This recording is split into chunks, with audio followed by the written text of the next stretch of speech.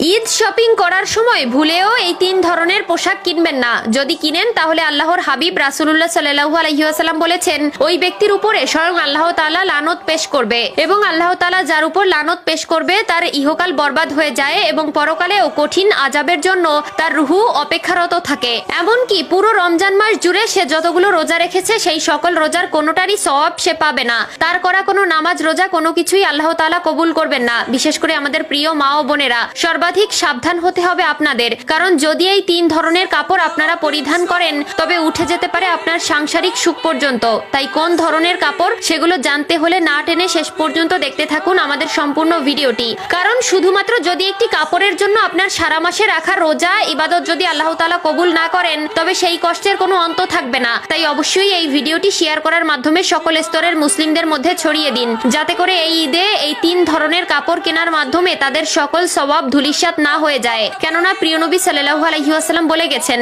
আমার বলা একটি বাণী হলেও অপরের মধ্যে সেটা ছড়িয়ে দাও। তাই আজকে আমার প্রিয় নবীর উম্মতগুলোকে দেখতে চাই, যারা প্রিয় নবীর একজন প্রকৃত উম্মত হিসেবে নিজেকে দাবি করেন তারা অবশ্যই কমেন্টে একবার আলহামদুলিল্লাহ লিখে যাবেন। তো চলুন ভিডিওটি শুরু করা যাক। প্রিয় দর্শক, মুসলমানদের ধর্মীয় অনুষ্ঠান মাত্র দুইটি, একটি হলো ঈদুল ফিতর, অন্যটি ঈদুল আজহা। যেখানে তুলনামূলক ঈদুল ফিতরে অত্যাধিক পরিমাণ জামা কাপড় কেনার ঢল দেখা যায় শহর বাজারে, যেখানে থাকে নানান ধরনের বাহারি পোশাক। তবে প্রিয় নবী সাল্লাল্লাহু আলাইহি ওয়াসাল্লাম বলেছেন, এই তিন ধরনের কাপড় যেন আমার উম্মতেরা কখনোই পরিধান না করে, যার মধ্যে প্রথম কাপড়টি হলো পাতলা কাপড়। বর্তমান সময়ে মার্কেটে গেলে দেখবেন পাকিস্তানি ড্রেস নামে এক ধরনের নারীদের পোশাক বের হয়েছে এবং সকলে সেটা কেনার জন্য মরিয়া হয়ে পড়েছে। সেই সুযোগে দাম বাড়িয়ে দিয়েছে দোকানিরা, কিন্তু প্রিয় নবীর বলা হাদিস অনুসারে উক্ত পোশাক পাতলা বর্ণের হয়, সেটি আমাদের পরতে নিষেধাজ্ঞা রয়েছে।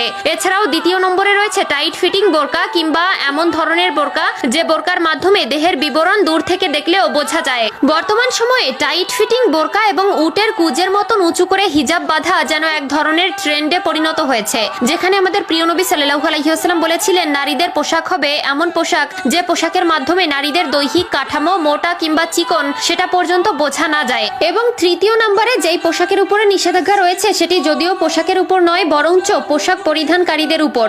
বর্তমান সময়ে দেখতে গেলে দেখা যাবে উন্নত দেশের সাথে তাল মিলাতে গিয়ে এমন অনেক মুসলিম নারী আছে যারা নারীদের লেভাস বা পোশাকের পরিবর্তে পুরুষের পোশাক পরতে বেশি স্বাচ্ছন্দ্য বোধ করে। এক্ষেত্রে তারা জিন্সের প্যান্ট এবং টপস বা গেঞ্জি পরতে বেশি পছন্দ করে, যেখানে তাদের পর্দার সিকি কোনাও থাকে না। যে পোশাক পরিধান করার মাধ্যমে উল্টো বেগানা পুরুষের খারাপ দৃষ্টি সেই নারীর প্রতি পড়ে, ফলে যেমন গুনাহ হয় সেই খারাপ দৃষ্টি প্রদানকারী পুরুষের, তার থেকেও কয়েক গুণ বেশি গুনাহ হয় সেই বেপর্দাকৃত নারীর। তাই এই তিন ধরনের পোশাক ভুলেও পরতে যাবেন না। আল্লাহ তাআলা আমাদের সকলকে বোঝার তৌফিক দান করুক, আমিন।